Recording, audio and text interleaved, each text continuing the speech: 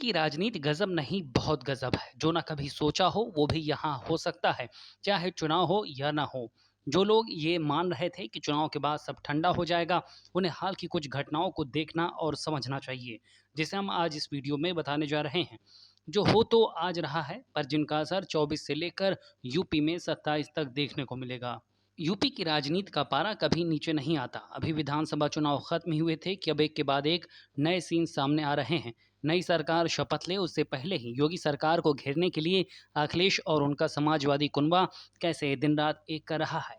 मायावती ने अखिलेश और मुलायम को निशाने पर लेकर क्या बताने की कोशिश की है, और योगी खुद क्या कर रहे हैं, किस बात का इंतजार कर रहे, ये सब हम आपको बताने जा रहे हैं। लेकिन अगर अभी तक आपने खबर प्याली को सब्सक्राइब नहीं किया है तो कर लीजिए।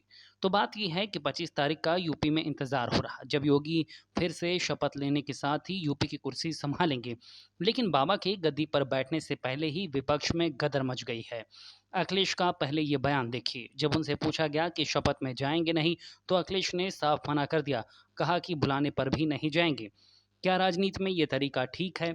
अखिलेश अभी भी चुनाव के नतीजों से सबक नहीं ले रहे। उनका ये घमंड या गुमान उन्हें राजनीति की सही राह से गुमराह कर रहा है।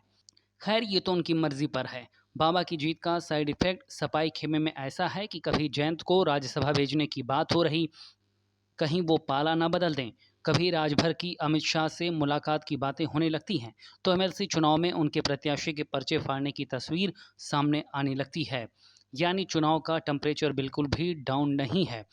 सपाई खेमे से ही अब ताज़ा खबर ये है कि अखिलेश ने आजमगढ़ और आजम खान ने रामपुर से सांसदी छोड़ने का फैसला कर लिया है।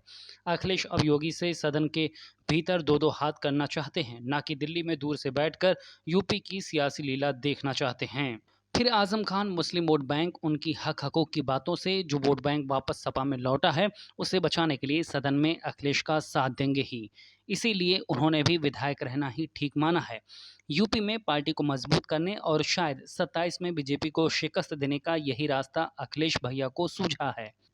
खैर, 27 की 27 में देखी जाएगी। जब योगी जी भी एमएलसी का इस्तीफा देकर शपथ ग्रहण में जुटे हैं, उनके साथ कौन डिप्टी सीएम होगा, कौन मंत्री, इसकी कानाफूसी चौक चौराहे पर हो रही, तो मायावती भी भले ही सीटें कम हो गई हों, पर हमले कम नहीं कर रही।